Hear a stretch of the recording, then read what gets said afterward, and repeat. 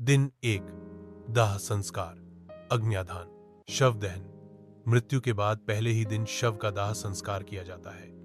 हिंदू धर्म में शव को जलाना ही श्रेष्ठ माना जाता है, क्योंकि इससे आत्मा शरीर से मुक्त हो जाती है। मुखाग्नि सामान्यतः पुत्र या निकट के पुरुष रिश्तेदार द्वारा दी जाती है। शोक और अशुद्धि। परिवार में 13 दिनों तक सूतक अशुद्धि माना जाता है।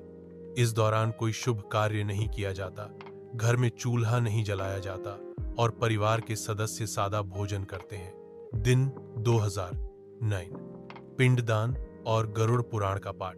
पिंडदान। दाह संस्कार के बाद से लेकर 10वें दिन तक प्रतिदिन पिंडदान किया जाता है। गरुड़ पुराण के अनुसार इन 10 दिनों में जौ या चावल के आटे से बने पिंड मृतक के नाम और गोत्र का उच्चारण करते हुए अर्पित किए जाते हैं। माना जाता है कि इन पिंडों से आत्मा का सूक्ष्म शरीर बनता है।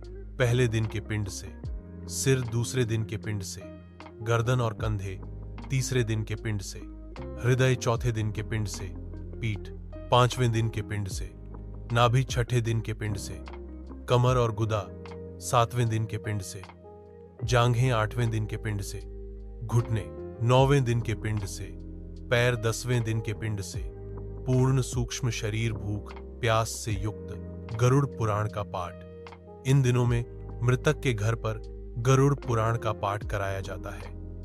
यह इसलिए किया जाता है ताकि मृतक की आत्मा और उसके परिजनों को जीवन, मृत्यु, स्वर्ग, नरक, कर्मों के फल और सद्गति के मार्ग के बारे में ज्ञान मिल सके। यह आत्मा को मोह छोड़ने और आगे की यात्रा के लिए मानसिक रूप से तैयार करने में मदद करता है। आत्मा की उपस्थिति।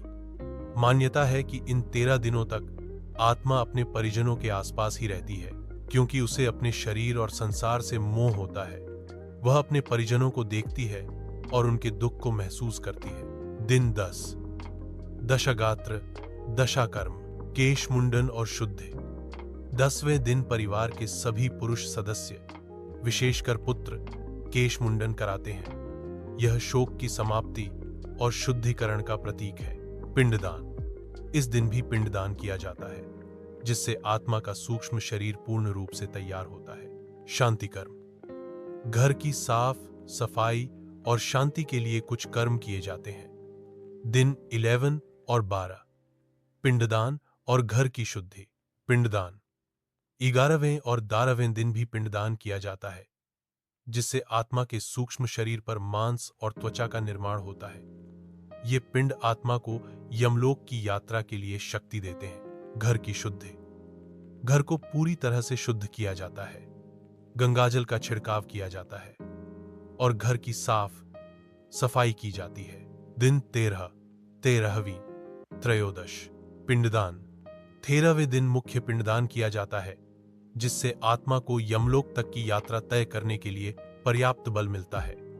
गरुड़ पुराण के अनुसार इसी पिंडदान से आत्मा अपने पैरों पर चलकर यमलोक जा पाती है। ब्राह्मण भोज। इस दिन ब्राह्मणों को ब्राह्मण भोज कराया जाता है। गरुड़ पुराण के अनुसार कम से कम 13 ब्राह्मणों को भोजन कराने से मृतक की आत्मा को प्रेत योनि से मुक्ति मिलती है और उसे शांति प्राप्त होती है। यह परिवारजनों को शोक से मुक्त होने में भी मदद करता है। दान दक्षिणा। ब्राह्मणों को भोजन के साथ अपनी सामर्थ्य अनुसार वस्त्र, अन्न और अन्य वस्तुएं दान की जाती हैं। शोक समाप्ति। 13वीं के बाद परिवार के सदस्य शोक की अवधि समाप्त करते हैं और सामान्य जीवन में लौटते हैं। इन सभी अनुष्ठानों का उद्देश्य मृतक की आत्मा को शांति और सद्गति